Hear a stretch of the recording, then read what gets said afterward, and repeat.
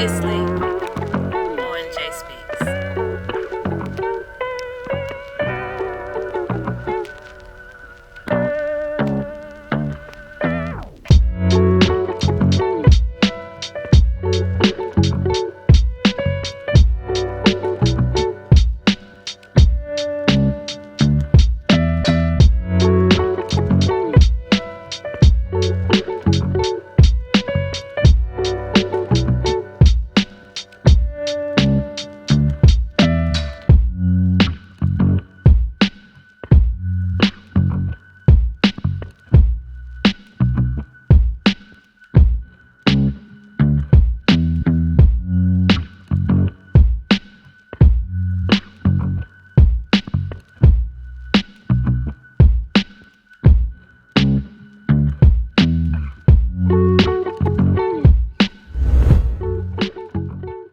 Interesting. So hard skills are the capability of you being able to do the job. Yes. And soft skills sounds like it's more so personality. Yes. Personality, and it's also the greatest transferable skill. So it doesn't matter where you go, you're going to always need to have soft skills to do the job. So they can teach you anything on the job. But as long as you have likability, as long as you're able to learn, as long as you're able to be adaptive and you can communicate, they can teach you whatever they need to teach you. Interesting. So you just rattled off a couple of soft skills. Yes. And I want to ask you, what are your top 3 to 5? I know there's so many different soft Yes. skills, but like if someone needed to master these 3 to 5, what is your recommendation? My first recommendation is communication. Communication. So that's verbal, nonverbal, written, body language, and active listening. A lot of people don't bring in the active listening part. That's all under communication. All under communication. And talk about each one if you can. So with verbal communication, that's you and I sitting across talking the way that we are. Nonverbal communication is your facial expressions. Are you just looking like this in a meeting? Or are you standing at attention? Are you smiling? Do you have different tones in your voice? Writing. You have to write emails. Are they proficient? Do you have misspelled words? What is the structure of the email? You have to have that. Our food is here. Learn about the competitive advantages of soft skills through positive outlook trainings.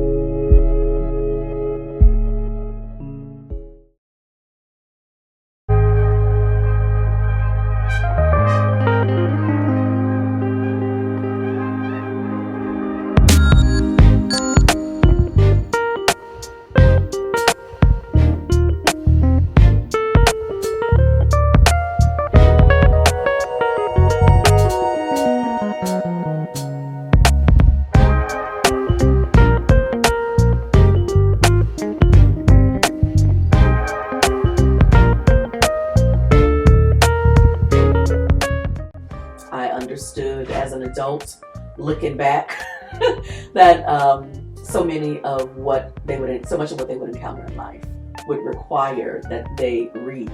And so if they determined early on that they were non-readers, I'm like, that's not gonna work for your life. So let me help you along a bit. And so I began to write content for reluctant reading teens and preteens. And so they started pulling my books off the shelf, reading it cover to cover, and then searching for everything that Alexus Rhone wrote, and then began to search other writers. And so, well, a lot of them are no longer elected readers. They're now just avid readers. And then they go on. I'm like, okay, hashtag mission accomplished. So that was base camp 1, telling stories on page. And then I began to translate the content that I wrote for stage. And then I began to write original content for stage. But just looking for interesting ways of letting people know how sweet Black girls are and how compassionate Black women are. But not in a syrupy kind of a way, in an earnest way where my readers, my Black girl readers, my sweet Black girls and my compassionate Black women can see themselves mirrored in my content. So that is the gist of who I am and how I show up in the earth.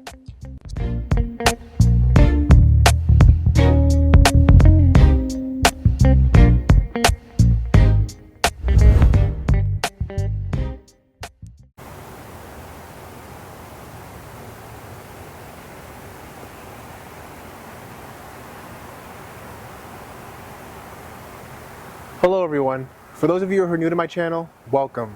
And for those of you who are subscribed to Jay Speaks, thank you so much and welcome back.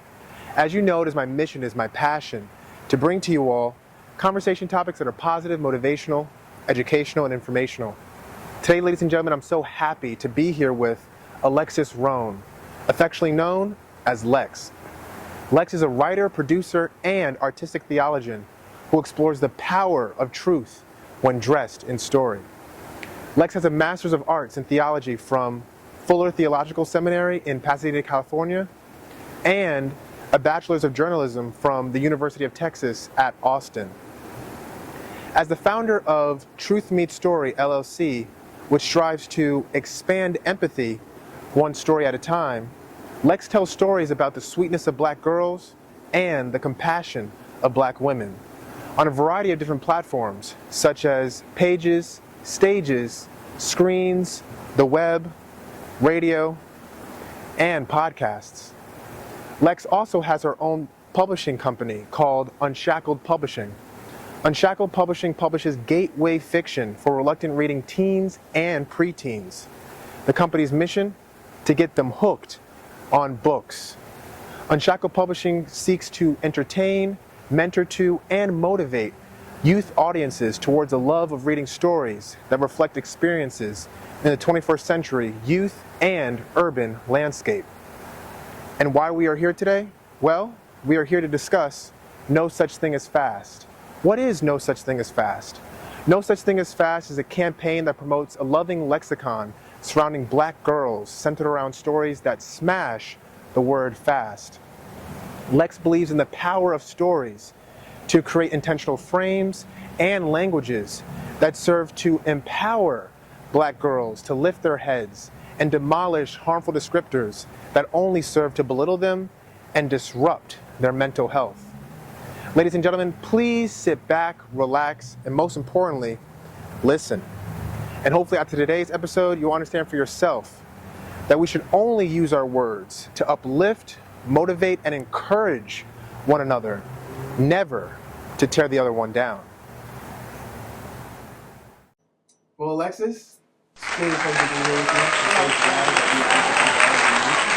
How are you? Happy Friday. Happy Friday, the 13th. Woohoo. Yes, that's a good point. Do I give a date or no? Sure. Okay, I didn't. Yeah. I don't like when it was gonna. Yeah. But yeah, how are you? It's a good day. It's a good day? It's a good day. It's a good A little day. sore, but I'm good. Absolutely. Yeah. Same here. Long weeks, slow moments, but we're here. Absolutely. Yeah. Well, I'm so excited for this interview. I'm so excited to learn more about you. I'm so excited to learn more about what you do. But before we officially get started, please, talk to me, share with our audience, who is Alexus Rhone? I am Alexus Rhone, aka Alexis Grace, founder of Truth Meets Story, LLC, expanding empathy one story at a time. I host a faith and adult storytelling series called Jesus, Jazz, and Dessert Wine at Vespers. But I ultimately am an artistic theologian, and I tell stories about the sweetness of Black girls and the compassion of Black women on diverse platforms, page, stage, screen, web, radio, podcast. And I came into the artistic realm telling a story, writing a story actually for reluctant reading teens and preteens. I wanted to pull them into the reading family. I understood as an adult, looking back, that so much of what they would encounter in life would require that they read. And so if they determined early on that they were non-readers, I'm like, that's not going to work for your life. So let me help you along a bit. And so I began to write content for reluctant reading teens and preteens. And so they started pulling my books off the shelf, reading it cover to cover, and then searching for everything that Alexus Rhone wrote, and then began to search other writers. And so while they're no longer reluctant readers, they're now just avid readers. And then they go on. I'm like, okay, hashtag mission accomplished. So that was base camp 1, telling stories on page. And then I began to translate the content that I wrote for stage. And then I began to write original content for stage. But just looking for interesting ways of letting people know how sweet Black girls are and how compassionate Black women are. But not in a syrupy kind of a way, in an earnest way where my readers, my Black girl readers, my sweet Black girls and my compassionate Black women can see themselves mirrored in my content. So that is the gist of who I am and how I show up in the earth. So writing for teens and preteens, Yes. Is that always what inspired you to become a writer? Or? Absolutely, yeah. It really was. I was originally working in the corporate. I was working on the corporate scene. I was in human resources, and as a volunteer, I was volunteering with a ministry that actually reached like urban, kids, and it was, I would be really close with them. I was one of their mentors. And for gift-giving occasions, I didn't want to give CDs or clothes or money. I wanted to give books. But a lot of the stuff that my girls were, a lot of the stuff that was out there, my girls wouldn't read. And so I thought, what if I wrote something that reflected earnestly, in a non-judgmental way, who they are? What if I parroted their experience back to them in a book? What would they see? How would they feel? And I just thought, and what other mentors were out there that were looking to do, the same thing. So that's kind of where it started. It was me not wanting to gift them anything but books, but the books that were out there were not the books that they would read. And so I was like, all right, I feel like I have got to create that solution. So what books did you read growing up? The books that you write for preteens and teens, are those the types of books that you were reading? Initially, well, yeah, so again, I was one of those reluctant reading teens and preteens, and it wasn't that I couldn't read. It was like the books that were out there did not reflect, they didn't mirror my experience. And so I'm like, I don't want to read. Until one of my sister friends in middle school, Renee Merchant Porter, I bless her name, she gave me a book by Alice Childress called Rainbow Jordan. And that's the book that's up there. It's like one of the ones that's featured in my little collection there. But Rainbow Jordan is a book about a 14-year-old girl in Harlem, New York. Her mother was a shake dancer, like a go-go dancer, and so it's kind of like the old school strippers. So strippers of today go to strip clubs. Well, go-go dancers and shake dancers would go to private parties.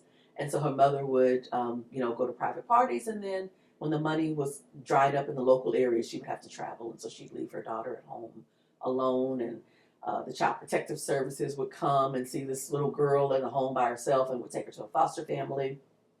So that was her life. And then as she became a teen, she no longer wanted to go to the foster home. She's like, wait, I want to be at home by myself, which was fine, except there was a little 16-year-old boy from her school that was like, hey, your mama not home.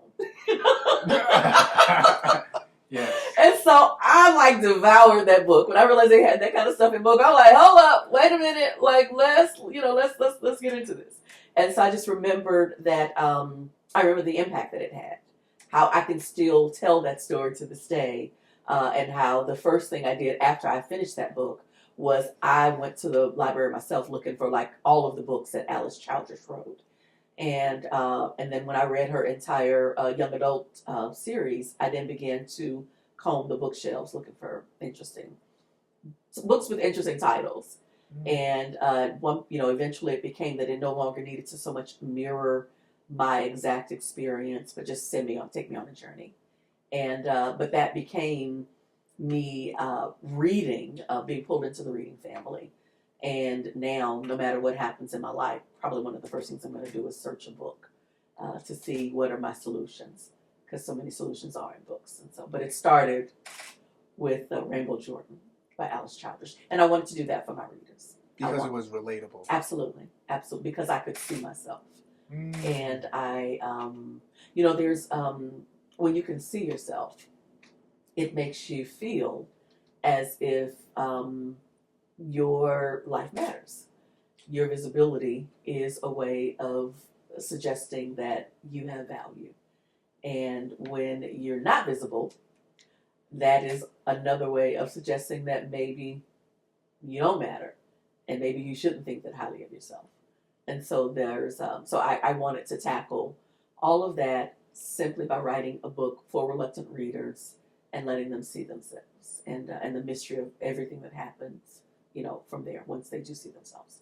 And your books, correct me if I'm wrong, they reflect the youth and urban landscape. Yes, exactly. Absolutely, yeah. And so I would say to whenever I was doing a book talk, back when I first came out. Now, mind you, my first book was released over 20 years ago. So when it first came out, it was, I would say I write for reluctant reading teens and preteens within an urban landscape, and it was a way of identifying my particular audience. But I knew that because of the way that I tell stories, that there is a mirror audience, but there's also a window audience. And the window audience are those who are not from that community, but they're curious about what happens in the space and the ways that, like, some of the experiences that we have are universal.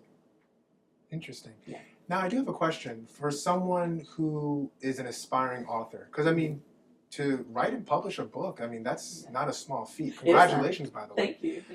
What advice would you give an aspiring author with regards to seeing their dream through? I'm sure that you had some mental and emotional trials and tribulations writing your first book. Yeah. Maybe it took longer than it needed to. Maybe did it receive the type of feedback that you wanted? So what's some advice that you would give an inspiring author? Well, I want everyone to know that I call it life on life's terms. And actually, that's not my term. That's Anne Lamott, author Anne Lamott. She has this thing called life on life's terms. And what that means is you can plan it perfectly, but it's still going to do what it do. So for me, I was actually working for Enron North America, which is infamous for a big financial failure. Well, in Houston, I don't know if you, and maybe Enron is not really on the landscape much, but back in 1999, 2000, it was like the organization in Houston to work for. And they had a huge financial scandal that toppled the entire company. The CEO went to, was convicted of fiduciary crimes, like I think the CFO and different ones went to prison. One, died by suicide. Like, it was a huge failing. And I worked for that company. And I worked for them a year and some before they toppled. And what caused me to leave that company was that they would often say, we only hire the best of the best. And I often wondered, like, what would my life look like if I am the best of the best, if I say I'm the best of the best? And I'm like, do I want to do this? Do I want to be here with them if I'm the best of the best? And so I'm like, no, I want my life to matter. I want my name to matter. I want the gifts that I offer to matter. I want it to matter for a particular audience. And so I ended up leaving Enron. And I spent a year writing the first book. And when it, I think I was a year and a month from leaving my 9 to 5, I was at my national book release party. And I immediately hit regional bestsellers list with the book. There was a lot of fanfare. There was a lot of fear because I was talking to an audience in a very courageous way. I was not practicing respectability. I'm like, What do you say to each other when there are no adults around? That's how I framed it, which is why it was so popular. I was given the dubious honor of being the most stolen book from the library. Librarians are like, okay, they are not bringing your books back. And so they just kept buying from me. Wow. I was like, but I get that they were just really, they felt it. And they felt seen. But I would tell them, like, when I go to book talks, y'all, I'm trying to get famous. Could y'all please turn my books back, so that people can read it, And so it was an amazing experience. My advice to those who want to write, who have dreams for publishing and, being a part of the genre, is to be an avid reader first. There's a lot of folks that will, like, and I've actually worked with other authors as a ghostwriter. They're like, can you write this for me? And one of the things that I have encountered with people who are not like celebrity status, and even with some who have celebrity status, one of the things that they want to do is they want to, they kind of want to rant, and they want to have their superhero, superheroine up. And the truth is, people, your readers will connect more with your ability to just be unapologetically honest about what you see, how you see it, be vulnerable, put that on paper. And the only way to do that is to read in the genre that you want to write in, and then to do the inner work of deciding, okay, how do I want to permanently show up in this moment? Like, how do I want to be immortalized in what I've written? And that's the work that I did. And so, yeah, everyone is not going to agree with it, but my intended audience devoured it. So it was like, I did it. Yeah. So I love how it all came together. Well, talk about some of the trials and tribulations that you faced writing your first book. I assume that you were an avid reader before you wrote your first Absolutely. book. So absolutely. I'm sure that doesn't affect you. So what problems did you? So it never occurred to me that adults would not remember how trying were their teen years. And so there was a way in which what I had written was not dishonest, but some felt like, ooh, this is too much. And I don't want my, child to, not everyone, felt that way. And the book is called Premature Pleasures. So that's the first thing. So they're like, oh my God, it's sexual. It's like, no, it's not sexual. The book is about an 11-year-old who is prematurely developed. And so she's 11, but she looks like she's 15 or 16. She hangs out with a group of 15 and 16-year-old girls who have no idea that she's 11. So she's getting pulled into all of these things, and she wants to be in that space. And so the premature pleasures, it's like, oh, I see the big girls having so much fun. I want to go and be with them. Well, this particular group of 15 to 16-year-old girls, they were way out of control. But an 11-year-old is not discerning enough to know that even if she looks, the part, she is still very young. But she's looking at them have a good time. So when people hear premature pleasures, they're thinking it's like, no, she's prematurely developed, and she's being unduly influenced by a group of girls. And so, so some thought that was a lot. But the other fascinating thing was because, again, I was, at the time, I ministered to a group of girls that I was basically writing about. I'm like, what do y'all think these girls, who do you think I'm ministering to? There's a reality here. So I love that y'all think that their life is all, whatever. I know my audience, okay? And I don't want them to feel shame. I don't want them to feel hidden. I want them to be very visible. I want them to know that God sees them, God loves them.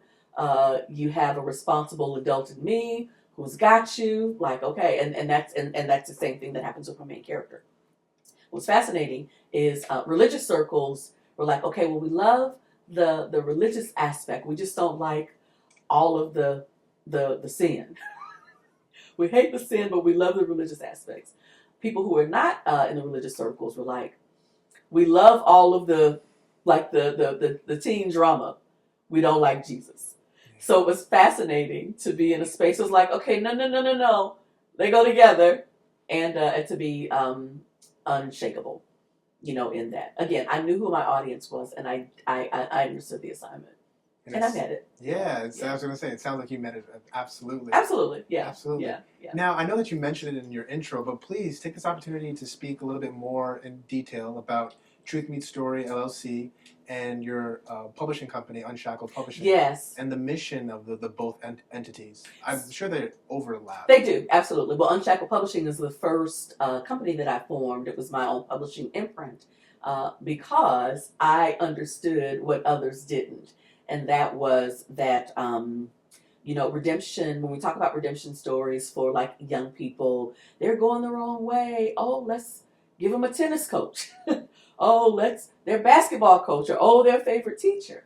And I really wanted to tell the story of what it looks like when a young minister, a young professional like myself at the time, goes into an urban context. And I am just who I am, and I accept them, and I love them, and there's no judgment, and there's no me trying to change anybody. Your shorts are too short, your top, there's none of that. There is me laughing, loving, accepting, embracing, and trusting that, the Lord goes ahead of them, and all was well. And I wanted to put that in the book. And so I needed to form my own publishing company in order to do that. I just understood what others were not really willing to accept. And they wanted to sign me, but I would have to decide if I would go with a Christian imprint. Okay, you got to tone down that sin. We ain't trying to do sin over here. We're trying to do more of the religious stuff. And then the mainstream publishers were like, okay, we love the drama. We love, you have very interesting details. We love your character development. We hate Jesus. You got to do something. I was like, okay, what I'm going to do is cancel all of y'all. I have a public relations degree, so I understood exactly how to market, which is a big part of what authors will do. Even when you sign with the deal, you got to get, do your own marketing and be your biggest, advocate. So I understood how to do that. But more than that, I understood who my readers were. Absolutely. I understood my audience, and so that was really big. And so Unshackled Publishing, first imprint that I founded, so that I would be able to retain the rights of everything that I write, and then be able to translate it for the different platforms, going from page to stage to screen to a web series, and then being able to do like audio dramas. It's like I own all of the content, and so I can, the possibilities are endless. So that's how Unshackled Publishing began that way. But Truth Meets Story, expanding empathy one story at a time, is my solution to those who don't understand that there is a mirror and there's a window when it comes to just understanding who we are, right? So you work with people, you worship with people, you're in the grocery store line with people, you're at a restaurant with folks, you're at a ball game, you're at all of these different spaces, and you may look at someone and prejudge them or decide I don't like this particular group for that reason. I understood that there's something very powerful about all of the stories, the amalgam of stories that are that exist when we're in that line, when we're in that stadium, when we're in each other, in our offices and different things. And Truth Meets Stories, I formed it right before the pandemic, and it was me being more intentional about not just telling the stories that I want to, but helping others to understand the power of stories and making those organic connections. So do you believe that there's a lack in that? Or do you believe that you just possess the power to give a different twist? A lack in? That people are not telling truth in their stories. Well, people aren't. And Bishop T.D. Jakes, he used to say that years ago, it said, when talking about testimonies, he said there is the public testimony and then there's the truth, right? So there's a way in which when we hit the mic, we clean it up and want to give everyone their superheroine narrative. But the message is really in the mess. And so there's a way to tell the story where you don't have to tell all of it, but you can certainly hit the parts that are vulnerable, that are universal, the parts that help us to have more value for where people are coming from. And I think that story just becomes the best vehicle for getting that. And it's story not just on stage. Sometimes it's just in in our one-on-ones. So I talked with you yesterday. I talked to you about an organization that I just joined, and we had in our new member orientation, we had the speed dating. And in the speed dating, it was like 5 minutes with like three rounds, and it was really fascinating hearing their story, like how they came to this particular art form or what have you. It wasn't a resume; it was a story. And Truth Meets Story, the name itself is based on a fable. And here's the fable: Truth was walking through the village, and when Truth walked through the village, everyone ran away. The mothers would grab their children, cover their eyes, brush them in the house. The young boys would point and laugh. The old men would point and scoff. This happened every time Truth walked through the village. So Truth decides, that's it, I'm done, and Truth disappears into the forest. And it is there that Truth meets Story. Dressed in story, Truth returns, and suddenly everyone is crowded around. Well, why? Because no one likes a naked truth. I have understood that while I love naked truths, I have a whole a ton of stories where people were like, too much truth. And I'm like, okay, let's put this in a story that makes it more palatable, where you can see what you don't know. And it's not preachy, it's not, it's not a sermon. It's a story. Now, the truth in your stories, Yes. Are they your truths, or are they the community's truths?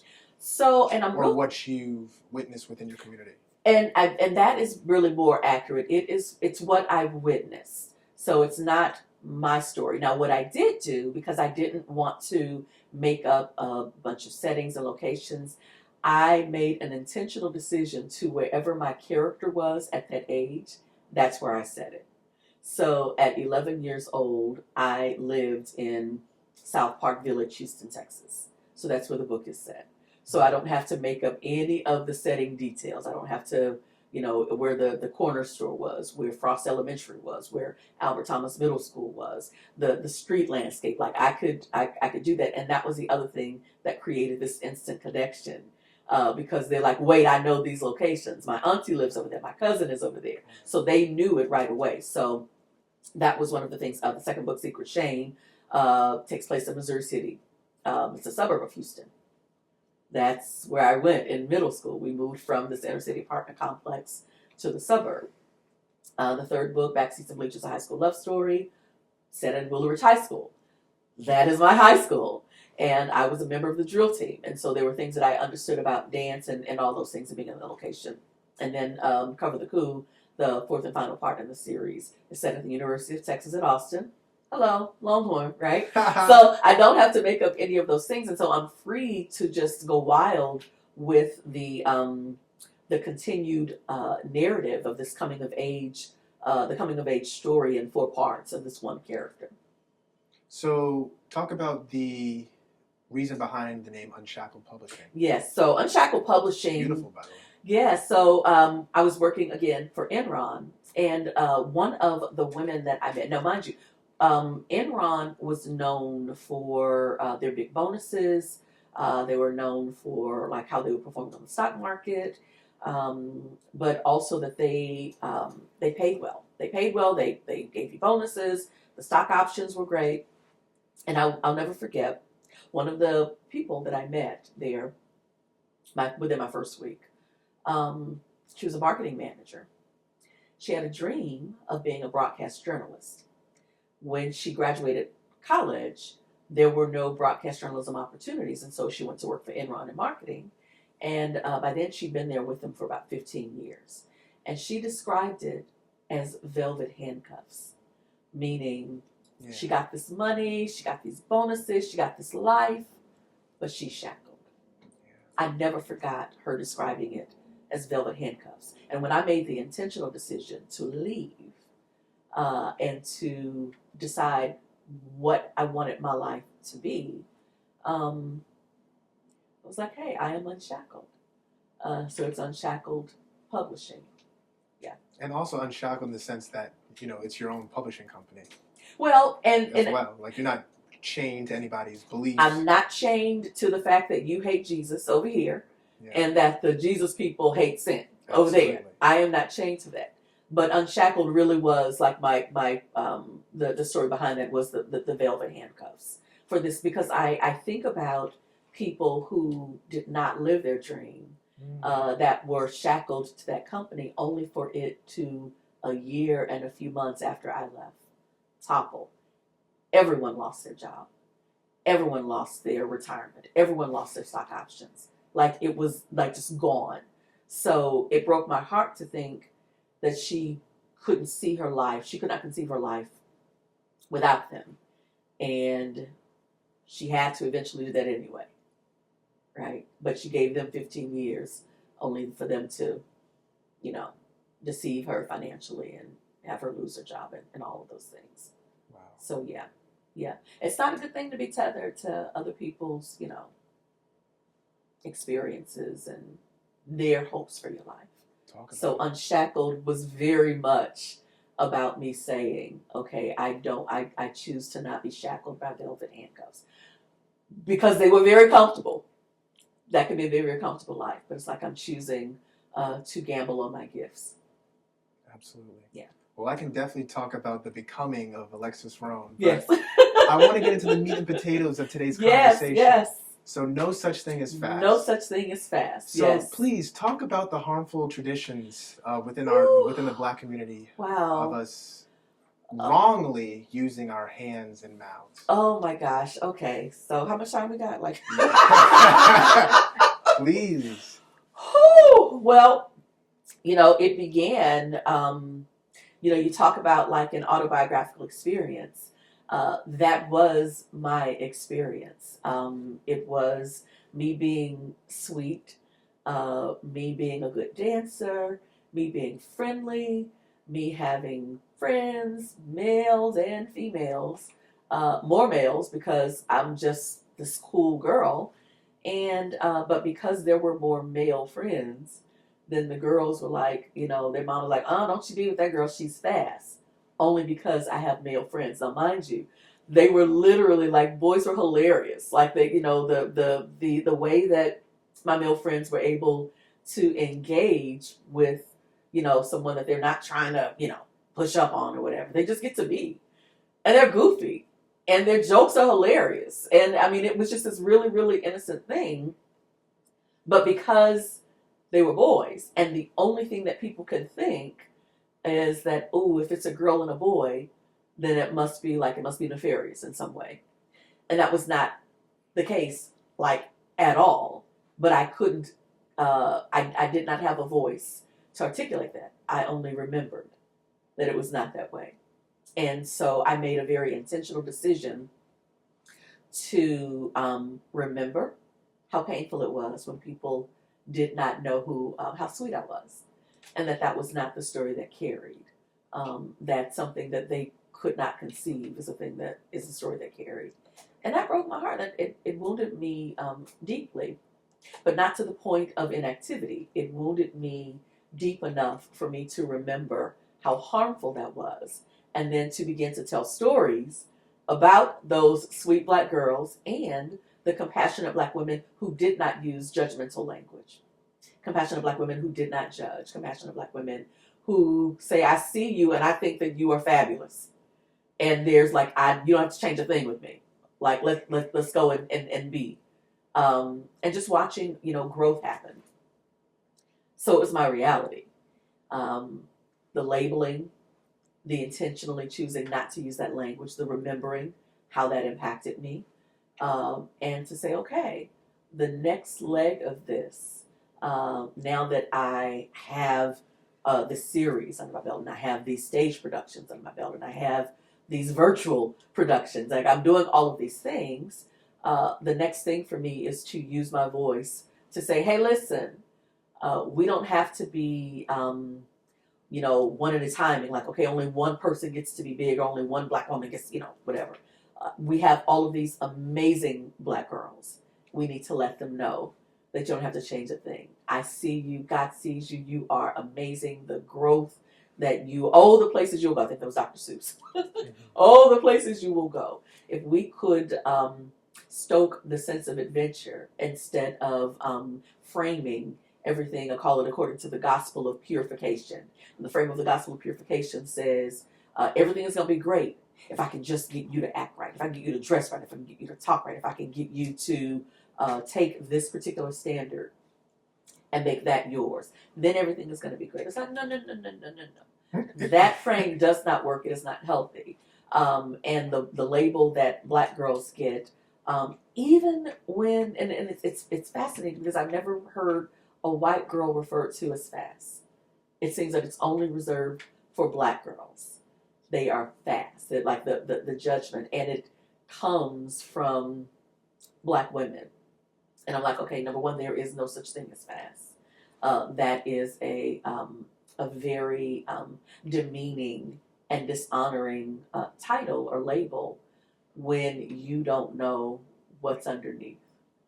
They didn't know how sweet I was. They didn't know that the boys were just my friends. They only saw girl, boys, ergo she's fast.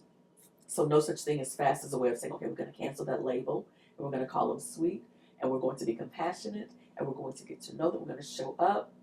We're going to not give these labels that other groups don't get. We have it hard enough, and our way is made easier with the power of language. Language is powerful. So, I mean, the word fast has existed probably for a very long time. Very long time, facts. And there's a plethora of different cultural groups. Yes. So, I mean, why do you believe that this terminology just stuck with our community?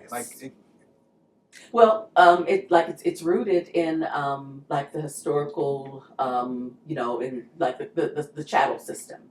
There was, as a matter of fact, and I don't have that book with me, but Evangelist Julia Foote. She is she wrote an autobiography, so it's an autobiographical series. It was 3 Black women in the 1800s who wrote and published their autobiography about their travels with the gospel. She starts her story, her biography, by telling the story of her mother, who at 7 years old was in the 1800s was I don't believe that she was enslaved, but she was being farmed out to work in this family's kitchen, this white family's kitchen, or in their household. She's 7 years old. The white man, the white father in this household tried to touch her. She told his wife. When she told his wife, he whipped her with a whip. He beat her. The wife then bandages her back, and a week later rips the bandages off so that there were lifelong scars in her back. That's the opening story for Evangelist Julia Foote's autobiography. Now, is that a one-off thing, or was that a practice? The fact that she was 7 years old and some man sexualized her. So if you can imagine and not just sexualized her, but the wife was somehow feeling some kind of way, and she had to further add a permanent scar, like add injury. She didn't protect the little girl. It's like she's protecting the institution. So that's either one story, that's a one-off story, or that is a practice, that is a pattern. In the same way that white children weren't whipped, but Black children were whipped. White children, like they got talked to, and Black children were whipped. That practice has also continued. So there are a series of things that happened during that part of history that we internalized. And now that we have agency and the ability to choose differently, sometimes the choice to do it differently is to simply be petitioned or just offered a new way of doing it and a new way of being. So the word fast as a sexualized term for Black girls, I'm connected to Evangelist Julia Foote's mother when she was 7 years old, and the fact that that was a pattern. And the only thing that has been consistent is the ways that we have taken that language instead of the other experiences, the other parts of who we are. The fact that that 7-year-old girl grew up to give birth to an evangelist, someone who loved Jesus and who traveled the world doing amazing things. That is a part of the experience that we must carry. But if you lock a 7-year-old into a sexualized space because some man is desiring that, that becomes problematic. Who are we if we get to say who we are? No such thing as fast as me offering an opportunity for us to give different adjectives. We have this whole big thing about like, well, what are your pronouns? Okay, my pronouns are she, her. Okay, what's your verb? I am a storyteller. I tell stories about the sweetness of Black girls and the compassion of Black women. What's your adjective? I am beautiful. I am talented. I am, a go-getter. I am a business owner. I am courageous enough to gamble on my gifts. Do you see all of these different ways that I can label myself? I can assign those labels, but it starts with me first saying, okay, what you're not going to do is lock me into this sexualized identity marker by calling me fast. I am not so different that it's only going to be different for me. It can be different for all of us. But it starts with us understanding the power of language, the power of labels, recapturing from the larger narrative all of the ways that they tried to make it bad. We can make it good. We got power like that. So this is a long-winded follow-up, but I really want to ask this. So Yes. speaking about the power of language, Yes. Also our traumas and Yes. being sexually assaulted, Yes. the whippings Yes. from our enslavers. Yes. Do you believe that for hundreds of years and counting, subconsciously or probably consciously, that we have as a community inflicted our past traumas onto the next generation? Our enslavers. They whipped us. Yes. Now, in today's age, it's customary for Black parents to spank With their the children. Yeah. Our enslavers called us mean, derogatory names, Mm-hmm. and we call each other those same names. Yes.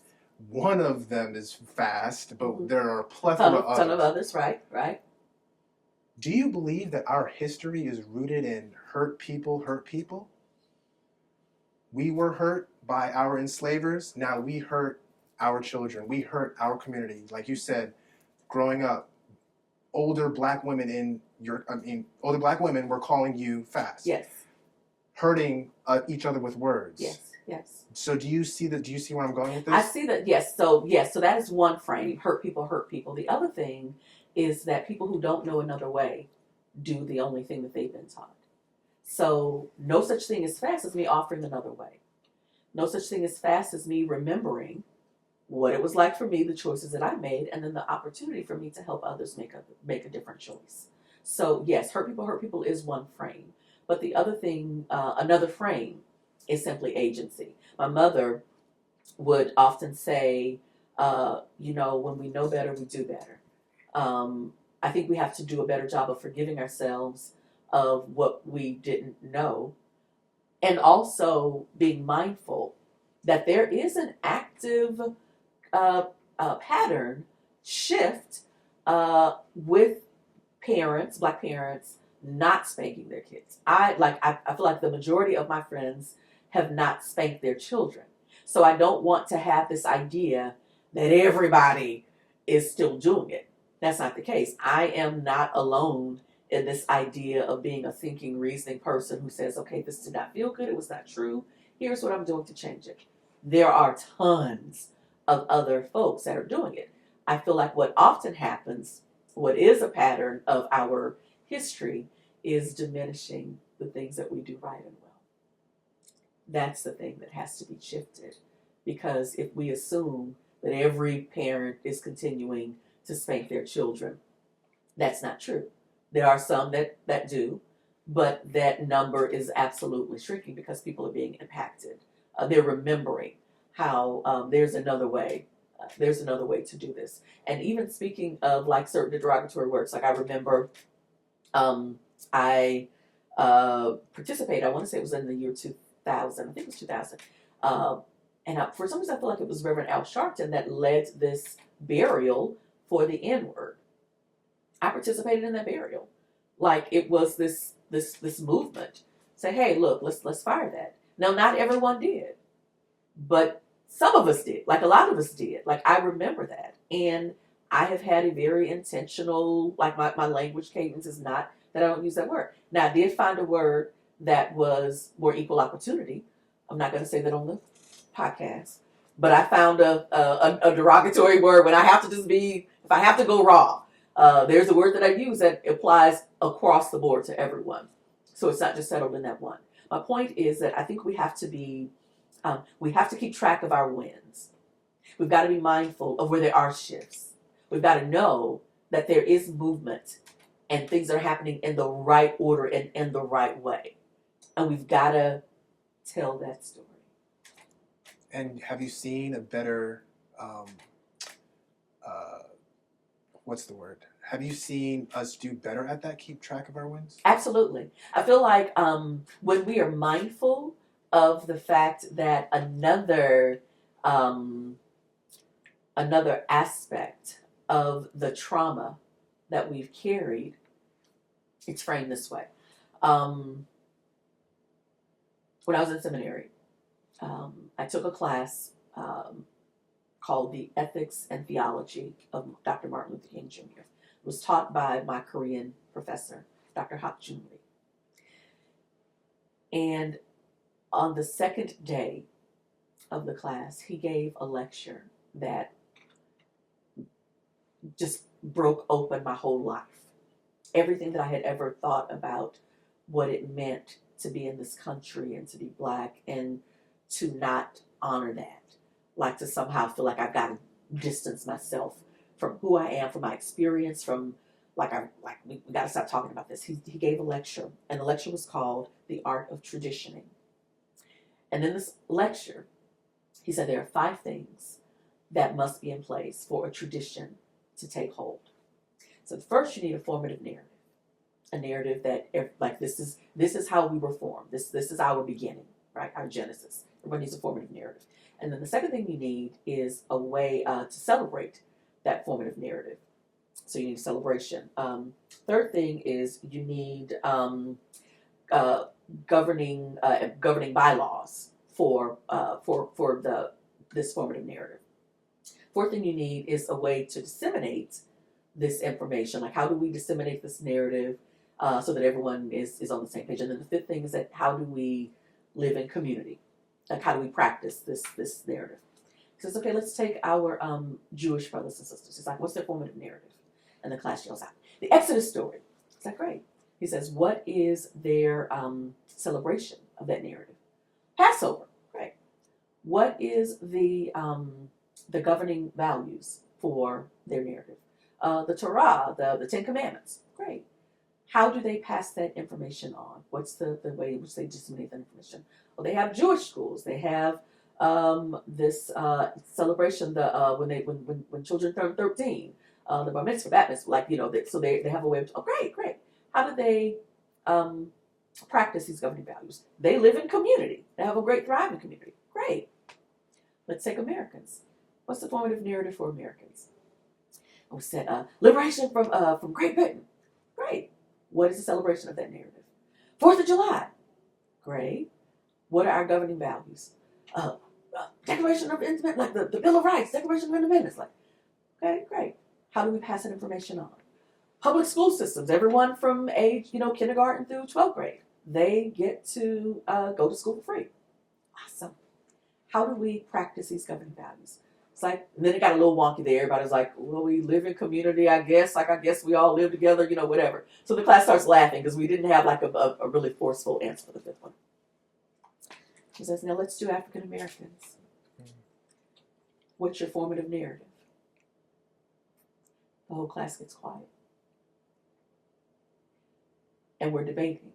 It's like, it's not the civil rights movement, because there's a lot of talk about civil rights movement during Black History Month. It's not the transatlantic slave trade. It's not like we started in Africa, but we are this new, like, no one could come up with what is our formative narrative. So we sat there.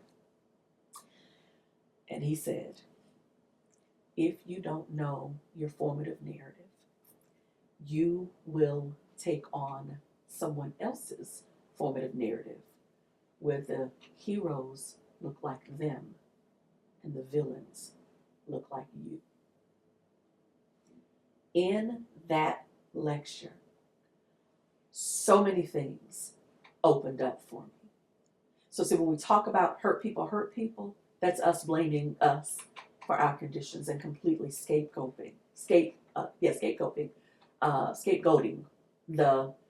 the fact that there is a whole other experience that we lack. When they try to compare us to these different groups that have been able to identify a formative narrative and a way to celebrate that formative narrative and a way to identify governing values and all of these different things, and the most we can do is to sit quietly and I guess to figure out whose narrative are we going to attach ourselves to. That is a lot of the madness and the kinds of things that we're experiencing. And so I am careful to not blame us for these things. But I'm also careful to say there is a formative narrative. There are people who are working towards that. There's a way where there's a collective that is mindful of the fact that we've got to stop taking other people's narratives where the heroes look like them. So we're trying to look so much more like them than we are about ourselves. That lecture did so many different things, and I'm still unpacking. But, you know, to your point about the traumas that are in our community, not County Cullen, he's the poet.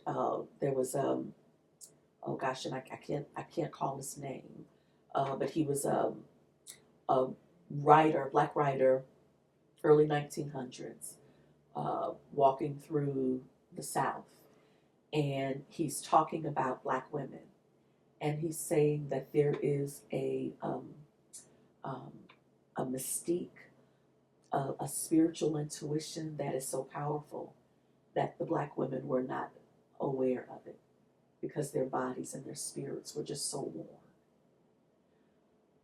If you don't know who you are, and if the most you can do is to try to keep it moving, then you don't have the opportunity to just sit still and to closely examine those things and to make intentional choices. And then that's what you begin to pass down until you hit someone in that generational stream that says, time out. I want to sit with this. I want to think about this. I want to know, how do I heal from this, and then how do I invite others into the healing space? So for all of the things that are going on, I am mindful that I can't cure all of it. But this one thing I can cure: language for sweet black girls and compassionate black women, and the intentional work that we're doing to make a shift and for us to carry that narrative. Wow. So my wow, indeed. No, seriously, that was beautiful. That was really good. Very poetic. Very. Touching on the collective narrative. Yes. Do you believe that that's going to be a little bit more challenging going forward, at least within our country, as certain states are halting the teaching of Black history? Well, I feel like the thing that the states are halting is the teaching of Black history in state-funded spaces. there are so many other opportunities for us to do the teaching. There are rites of passage groups that are, and I'm loving a lot of the rites of passage groups, and a lot of their curriculums are very connected to the Ngusasava 7 principles of Kwanzaa, unity, self-determination, cooperative economics, collective responsibility, purpose, creativity, faith. So a lot of these principled way of living shows up in a lot of our rites of passage programs. Lots of folks are connecting in that way. There are readers groups. There are dinner salons. There are so many different ways that we are making this connection. And so we can't lock all of the power in state-sponsored institutions. And unfortunately, I feel like a lot of them are imploding. I just read yesterday where there was a school district in Dallas, like a small school district, where they were closing 5 of their elementary schools. Now, I always thought that you closed schools when you only had like a handful of students in the space, and so it just made sense for them to, to go into other spaces. But these state-funded initiatives are wreaking a ton of havoc on the system, which means that we will find other ways. So I don't lock the ability for us to tell the story, to know the story, to embrace the story, to be in that space. There are so many things that I did not learn in school, but I am an avid reader. And it began when I read that first book at 11 years old, cover to cover, Rainbow Jordan. All I needed to do was to start reading. And I understood that so much information was going to be put into a book. And I would find a frame, because everyone is not going to tell the story in the same way. So I would find the voices that would tell me in a way that I can hear. I'm on my second read through of Dr. W.B. Du Bois's Soul of Black Folk, where he talks about the principle living. It's history, it's story, it's ethnography, it's all of these different things about his travels through the South during Reconstruction, but also offering solutions for what he feels like is the way forward.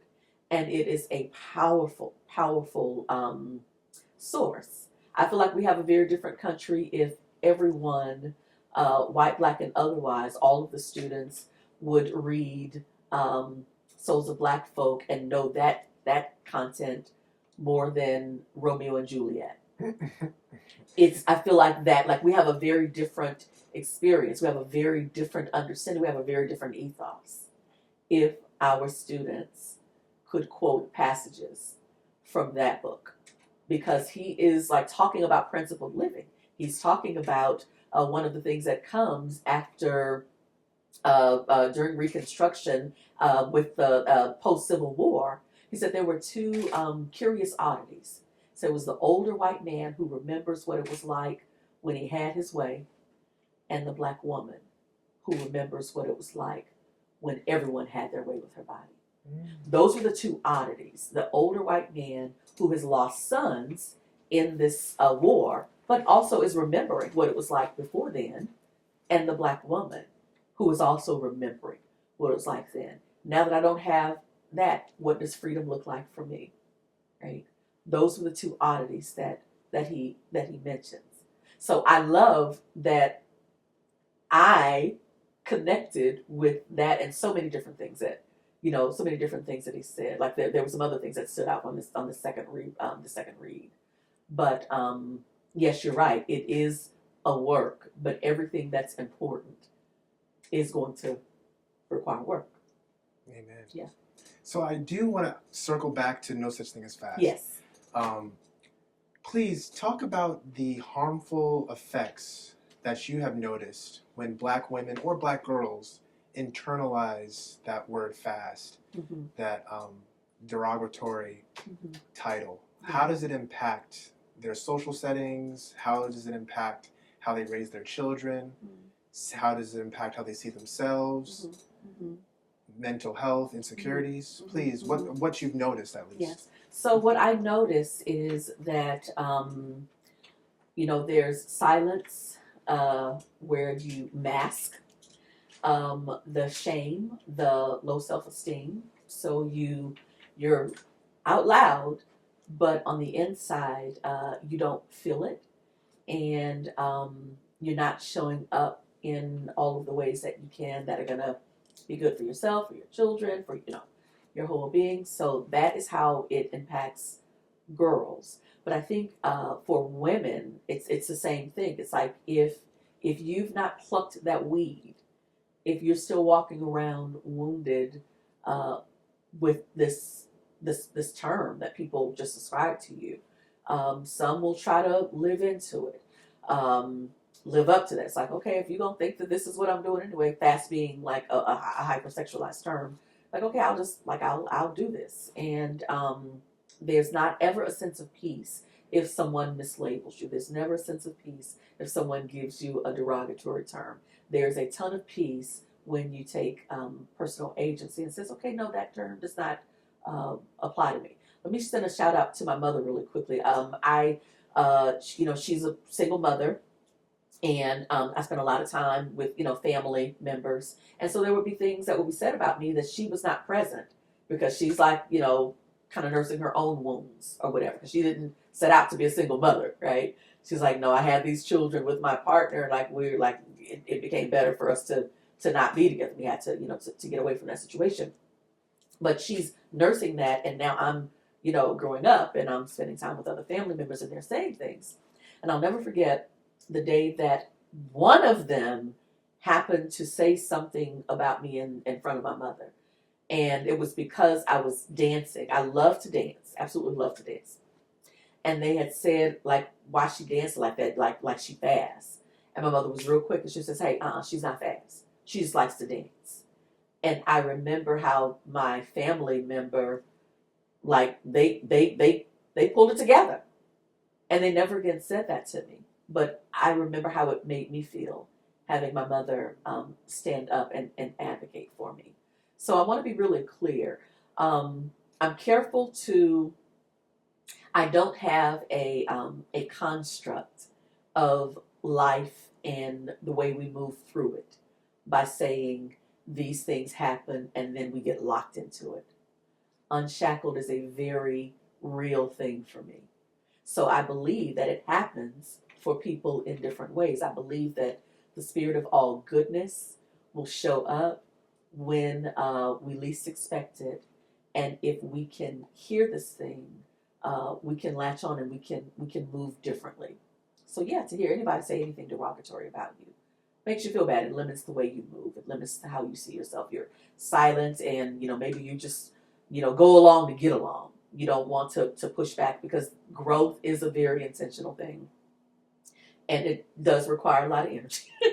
Requires a lot of energy, but it's also absolutely worth it. And the way that it happens, I believe, does not have to be a struggle. It doesn't have to be difficult in any particular way. But we show up and we make it do what it needs to do. Yeah. So harping on what you just said, growth is very intentional. Yes. It takes a lot of energy. Absolutely. Now, we're talking on a community standpoint. Do you believe that there is even a modicum of hope for the Black community to eschew the word fast? Absolutely. And the reason why is because I just told you. Here's what we're doing. There's a way for us to get rid of that. But then there are other people that are doing it in different ways. Not everyone is using that label, right? But they are finding that there are other things that Black girls are, and they are fanning the flame of that. And we are remembering that if no other group is being labeled in this way, why are we doing that? When you begin to ask that question and begin to think on that, like on this deeper level, and you begin to form these colloquies where you're having these conversations, there is a shift, and it is happening. And in the same way that relative never again called me fast when my mother said, hey, that's not who she is. She's a good dancer. So see, these are the ways that these shifts happen. So I am extremely hopeful that is possible And I am grateful to be a part of an initiative that is leading, in that effort, making people mindful of language. And when you realize how harmful that is and where it came from, you begin to search for these other, again, adjectives. We talk a lot about our pronouns. Okay, what's your verb? What's your adjective? It's vast and it's beautiful and it's powerful. Wow. Yeah. So speaking more about your initiative and your campaign, No Such Thing as Fast, what are the other parts of No Such Thing as Fast? Because I know it's a bigger ordeal. It's a much bigger ordeal. And so one of the things that I am encouraging everyone to do is to go to Unshackled Publishing and to download the e-reader for Premature Pleasures and to read, whether it's a mirror or a window, read this text in a way mindful of all of the ways that as an adult reader, and I want young people reading it as well, but as an adult reader, read it for all of the ways that the adults in this story, when they don't have grace language on their lips, how this character is impacted. And then read the one character who does show up in the story as redemptive, Miss Denise, the young woman from the church down the street who does a sidewalk Sunday school. She does a Jesus at the Clubhouse. She does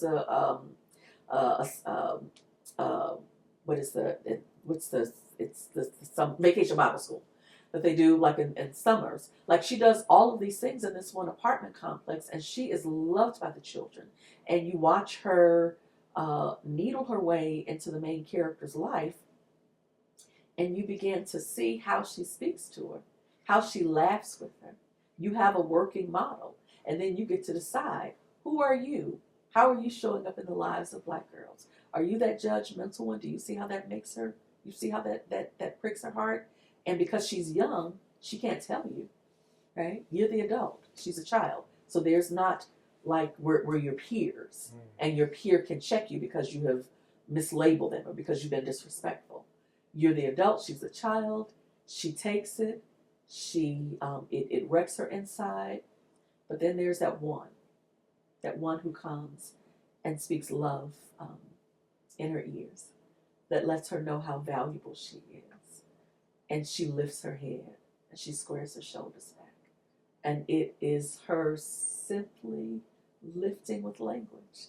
Language is powerful. And as the adult, you have the option.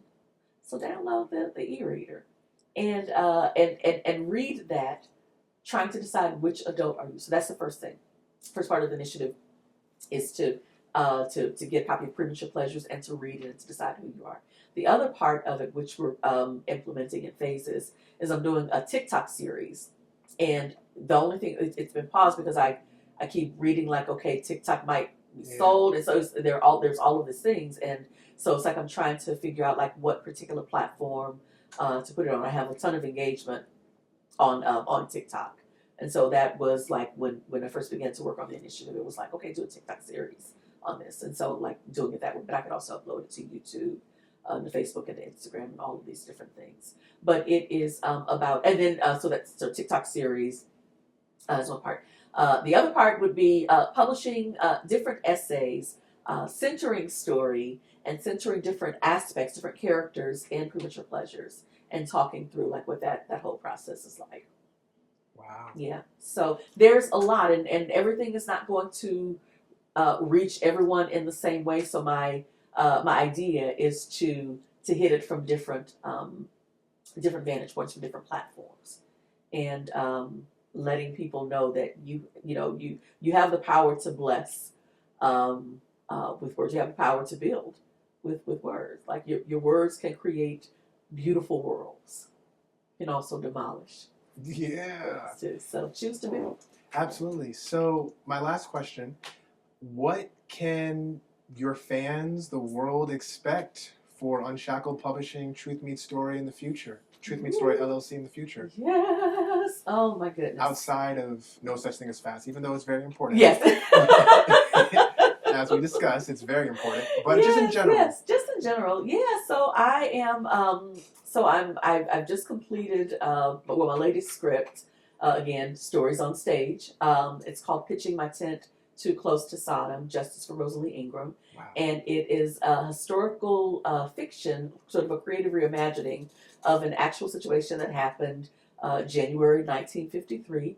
A group of black women called the Sojourners for Truth and Justice showed up on the mansion of the Georgia governor. They were lobbying for a sharecropper in Georgia, who her and her sons killed the neighboring white sharecropper who was attempting to rape her. Her husband had only died that August, and by November, I guess he just thought, okay, well, she's free for the taking. And he attempts to rape her. They hear the mother screaming. They go and they rescue their mother. They bludgeon him. They don't know that they've killed him, but they have. And so all of them, in the span of 3 weeks, this happened in November. But by that January, they had a one-day trial where they were all sentenced to death by the electric chair. And had they had all of the people in place to execute them within that 3-week period, they would have all died. But it was such a national outcry that the governor stayed the execution and remanded them to life in prison. But that still was not fair, because again, you have a history of white men feeling like they have access to black bodies. And this one was like, no, this is done. And there was a ton of support that acquiesced around freeing Miss Rosalie Ingram and her sons. But the Sojourners for Truth and Justice specifically formed to advocate for her. They met with the president, and like they used their power, and these were powerful women. One was the wife of W.B. Du Bois, his second wife, Shirley Graham Du Bois. It was Paul Robeson's wife, Essie Robeson. It was Charlotta Bass, who had just ran as a vice presidential candidate for the Progressive Party. Alice Childress, who is my literary godmother, the woman who wrote Rainbow Jordan, and Lorraine Hansberry, first black woman to have her play staged on Broadway, Raisin in the Sun. These are the 5 women, and there were other women who were also part of the Sojourners for Truth and Justice. But January 1953, they show up on the governor's mansion. They want to meet with the governor. His wife answers the door, says he's out hunting. That's all the newspaper says. So from that one line in the newspaper, I have crafted the 60-minute experience with these women, with their power, advocating for this woman that has no power. And it's cut off from what these women and the rest of the country is doing to try to get justice for her. And also, what does it look like when we're fighting for justice, but we're not all on the same page? The idea that we must be this homogenous vat of chocolate milk. When the truth is, everybody's got the stuff that they're feeling. We don't all the time agree on the process. We don't all the time like each other. Everyone has their own thing that they're fighting through. That's the drama in this script. Pitching My Tent Too Close to Sodom, Justice for Rosalie Ingram. All of this madness, but we're still committed to justice for Rosalie Ingram. And I'm annoyed that the newspaper found that so insignificant that they only gave it one sentence in an article 6 months later. So what do we have to do as creatives? Truth meets story. I've got to find a way to frame the truth about who we are, where we've been, how that seeds our future. And for me, the fact that those black women showed up unapologetically a winter in Georgia at the governor's mansion, they were not playing.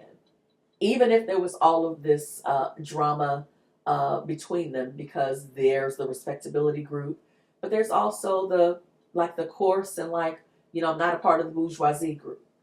But I understand the need for justice for Rosalie Ingram. What does that look like for us today to come together? How do we show up without insisting that everyone dismiss who they really are How can we show up practicing perfect self-expression in pursuit of justice, in pursuit of goodness, in pursuit of dismantling the parts of where we've been that do not serve our future? Wow. Yeah, so that's just this year. But it's coming year.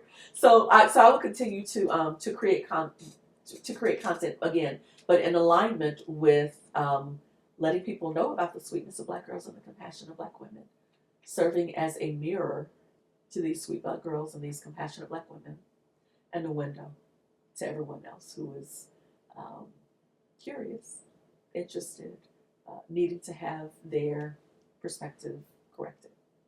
Wow. Your passion for your script and just Listen, your passion for listen. what you do. I'm just, Woo! as a bystander, I feel it. Yes. Like it radiates off of you. You draw me in with your words. I have made a choice to be intentional. Yes, And I can feel it. yeah, and so it feels great. It's I like bet it does. I could do just about anything, but if you give me the choice to do what feels good, I'm gonna do the it thing with that I'm passion. doing, absolutely, yeah, that's the thing that I'm doing now. Wow, love it, love it. Yes. Well, before we officially end, do you have any lasting comments that you want to share with the audience in general? I mean, anything that you want to say about yourself, or I guess encapsulate what we talked about? Or I'm just giving you the floor. If you don't have anything. Well, you know what, and actually I think that I just, when I started writing, it was hoping that the same way that my 11-year-old imagination was captured by a story about a girl in Harlem. It went more than that. It was more than me reading a book. It was me having a life of telling stories. And so I pray that that the way that I have shown up in the world, practicing perfect self-expression and doing that more and more, not requiring anyone to green light me. If you got a book to write, go write that book. Do a lot of reading. Like we can do this, Mhm. right? And so I'm very careful to not be the whole I'm so exceptional. I'm incredible, and I'm the absolute best Alexus Grace that God can make for this content. It's very intentional. But everyone who exists because that was the they were called to this moment, and so may we not allow someone else to hand us some velvet handcuffs. May we all be unshackled. Yeah. Wow. Yeah. Well, Alexus, I truly enjoyed this interview. I truly enjoyed meeting you. Like I said, you, a ball of positive, fiery energy. My goodness. Thank you. I wish you insurmountable success with your work, with your brand, Unshackled Publishing's Truth Meets Story LLC. Yes. I hope you continue to impact teens, preteens, reluctant readers of all backgrounds, all races, and just an enjoyable ride, an enjoyable journey as you impact everybody. Seriously. Thank you. I wish you the best, seriously. Thank you so much for taking the opportunity to even want to speak with me. And I hope the viewers got something out of this, because this was truly a great interview. Thank you so much, Alexus. Thank you, John. I so appreciate you. Thank you. This was great. Thank you.